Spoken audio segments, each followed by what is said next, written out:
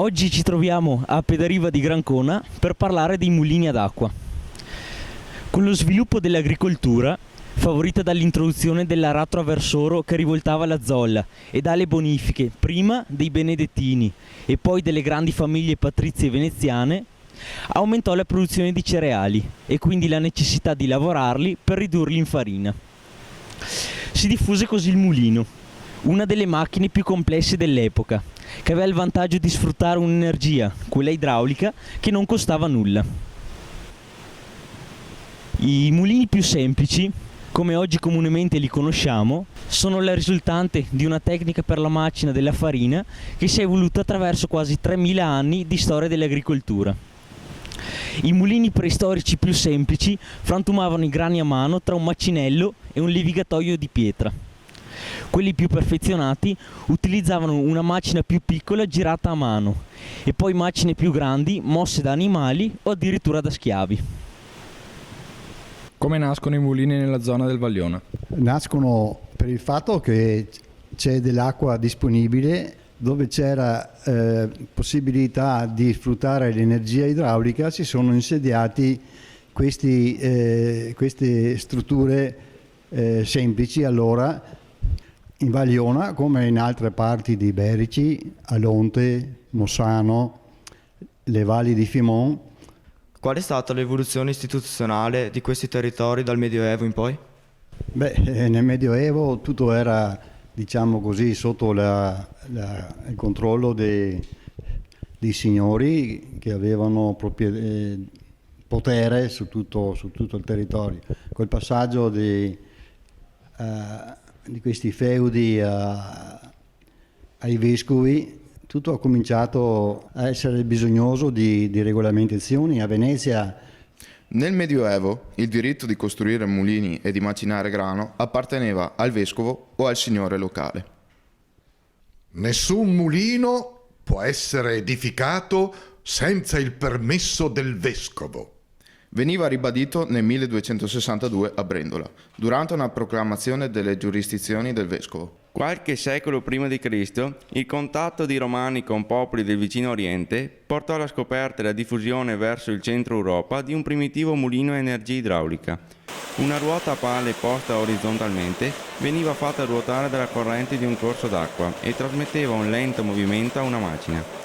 L'applicazione stimolò l'ingegnere romano Vitruvio che nel secolo I a.C. migliorò il rendimento del sistema.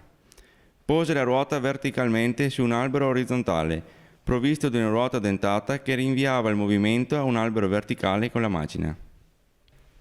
Quali erano le caratteristiche dei mulini della Vagliona? erano e sono le stesse delle altre località a mulini nei Berici. Partiamo da dove si frantuma il grano, che fra due macine, una coppia di macine, una ferma nella parte inferiore e una rotante nella parte superiore. Quella rotante riceve il movimento da un asse verticale, il quale riceve un movimento a rinvio da un asse orizzontale, il quale è solidale con la ruota esterna che riceve l'energia idraulica. Questo è, diciamo così, il percorso della forza del mulino.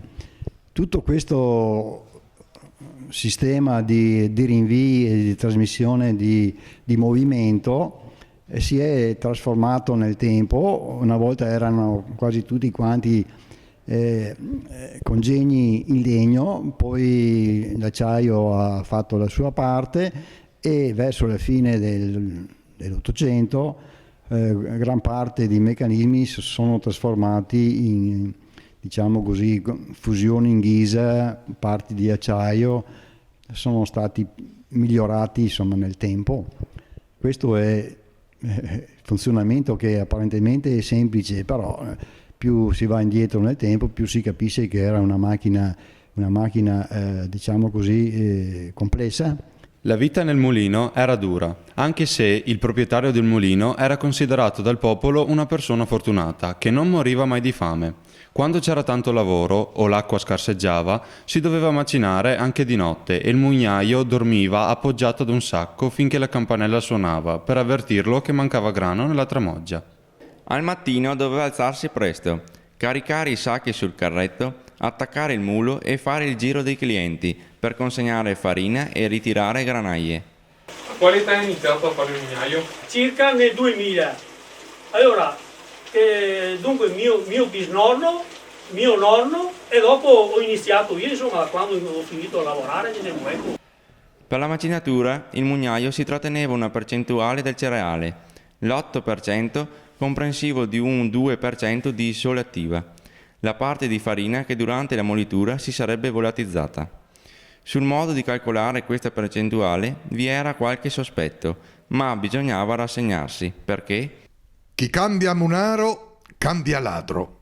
E tra il popolo circolava la formula: nel nome derobare, sempre continuare, mai restituire, a costo de morire. Amen. nella Vagliona scorre un modesto canale artificiale chiamato localmente Liona nella parte superiore, Liona Nuova nel territorio di Grancona, toponimo che si ritrova già nei diplomi imperiali e negli antichi catasti. I mulini vennero costruiti dove si poteva sfruttare il salto dell'acqua e in particolare a Calto di Pozzolo si possono osservare bellissime successioni di antiche costruzioni disposte a gradoni, così che nello spazio di poche decine di metri si potevano contare più mulini. Quanti mulini c'erano in questa valle? 25. Tutti con la stessa acqua. Ci dica, qual è la qualità della farina di una volta confronto a quella di adesso? Allora, la farina di allora diciamo, era più genuina perché portavamo fuori il letame delle bestie, delle mucche e il piso anche, no? Quello erano, ma siccome che non eravamo mica contenti perché non faceva tanto produzione, no? E allora io ho visto a buttare dentro i concimi, i veleni, perché una volta facevi 10 quintali. Adesso te ne fai 50, però è il veleno che mangi. Tra i vari mulini c'era la concorrenza? No, non c'era la concorrenza, erano come fratelli perché si aiutava al massimo, perché su una contrada come la mia qua c'erano anche 3 mugnai che andavano a prendere e portare il grano turco, diciamo. Ecco, non c'era la concorrenza, erano come fratelli, si aiutava. L'attività molitoria in Vagliona mantenne una certa importanza fino all'ultima guerra, quando giravano ancora una dozzina di ruote di mulino, ma con il diffondersi dell'energia elettrica e dei mezzi di trasporto, accompagnato dal calo della produzione di cereali e delle mutate abitudini alimentari, l'attività è entrata in crisi. La gente abbandonò la polenta come alimento principale e incominciò a richiedere pane sempre più bianco, che poteva essere ottenuto solo con farine raffinate. I vecchi mulini, con le vecchie mole e i vecchi burati a setaccio, non potevano separare bene la farina dalla semola e competere con i nuovi mulini a cilindri che si moltiplicavano rapidamente man mano che si diffondeva l'energia elettrica.